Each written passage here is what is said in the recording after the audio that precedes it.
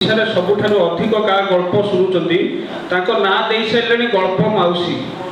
ଆଉ ଆଗାମୀ ଦିନରେ ସେ ମଧ୍ୟ ଏଇ ଗଳ୍ପ ମାଉସୀ ଶ୍ରେଷ୍ଠ ଗାଳ୍ପିକ ହିଁ ରହିବେ। ସେ ପୁସ୍ତକ ଲେଖି ନାହାନ୍ତି କିନ୍ତୁ କହିବାର ଶୈଳୀ ଆପଣ ଶୁଣନ୍ତୁ। ପରବର୍ତ୍ତୀ ସମୟରେ ଦ୍ୱିତୀୟ ଅଧିବେଶନରେ ବି ନିବେଦନ କରିବେ ଗୋଟେ ଗଳ୍ପ କହିବେ। ଆମେ ଗଳ୍ପଟାକୁ ଲୋକ ଗଳ୍ପକୁ ସମଗ୍ର ଓଡ଼ିଶାରେ ପ୍ରଚାର କରିବା। ଆମର ଆଭିମୁଖ୍ୟ ହେଉଛି ଗଳ୍ପର ମାଧୁର୍ଯ୍ୟକୁ ଗ୍ରହଣ କରିବା। ତାକୁ ସମସ୍ତ ଘରେ ଘରେ ଲୋକମାନେ ସମସ୍ତେ ଗଳ୍ପ ଲେଖନ୍ତୁ, ଗଳ୍ପ କୁହନ୍ତୁ। ମୁଁ ନିବେଦନ କରୁଛି ସରୋଜିନୀ ରଥ ମହୋଦୟକୁ ସେ ତାଙ୍କର ଗଳ୍ପ ସୃଜନକୁ ସେ ପରିପ୍ରକାଶ କରିବେ। ଧନ୍ୟବାଦ।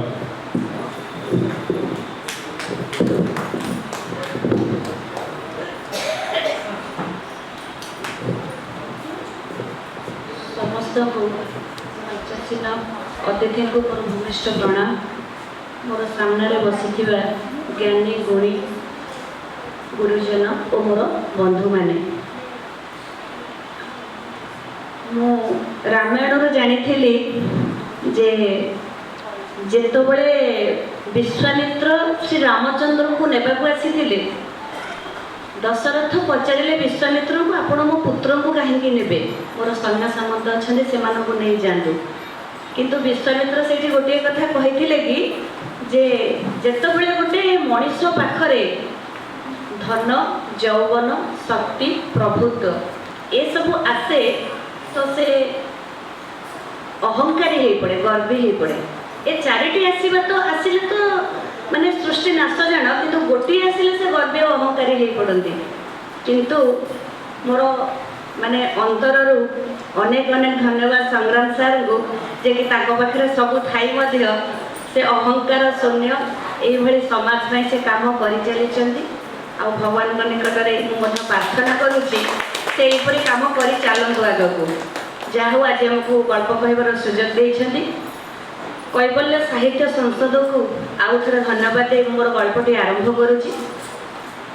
जड़े राजा थिले तो से राजा पुत्र शून्य थिले पुआ हो नथिला बोली से बहुत ज्योतिष मानक डकाती। ज्योतिष आसिले कहले महाराज मु जो कथाटी कहबी ना आपण जदि सेटा को करिवे तेबे निश्चय आपणकर पुत्र हेबो। आपण जदि गोटे छोट पुओ को पढ़ी देबे तेबे आपण पुत्र संतान लाभ करिवे। राजा कहले ठीक अछि। डेंगुरा पिटा हला राज्य सारा चारिआड हो हला हे गला जे राजा कहिसंती जे ताको पुत्र को खुशी खुशी रे बळी देबा पई दबो तेबे ताको धन धान्य रे पूर्ण करि देबे। जने बुढ़ी माउसी थिले सान पुटी की राजा को देदेवी बड़े देवाई। तापरे राजा से कुनी पुटी को पचारे अच्छा तुम शेष इच्छा कौन? छोट पुटी कहला महाराज मत कि माटी दिंतु। चार्टा घर कौन कलुणी तापरे चार्टा घर पर तीनटा घर को से भांगीदेला। प्रथम घर थिला मो बापांगर बापा मांगर जो मानकर प्रथम दायित्व मत रक्षा करवा किंतु से माने धन लोभरे मत आपन को देदेले।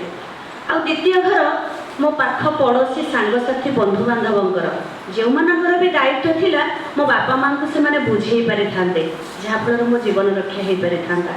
आ तृतीय घर आपण प्रासाद जार दायित्व आम समस्त नेबा कथा आम समस्त जीवन रक्षार दायित्व आपणकर किंतु आपण मत आज बड़े मुखरे ठिया करिसेंती। तेणु महाराज पचारे अच्छा चतुर्थ घर टी मो भगवान जहाँ मोर एवं भी भरोसा अच्छी जे मो निश्चय किसी करेंगे। महाराज जो ये कथा शुणिले मन तराड़ी गला कुंडे पकेले से छोट पुओटी को कहले जा हो मु सीना राजा किंतु तू आज मोर आखि खोलीदेलु आज तू भी मोर पुत्र। भगवान को ऊपर भरोसा रखिले निश्चय मोर मनस्कामना पूर्ण हो आम सब कुछ पाई। मोर गप ये शेष करी मुझे विदाय नौछि।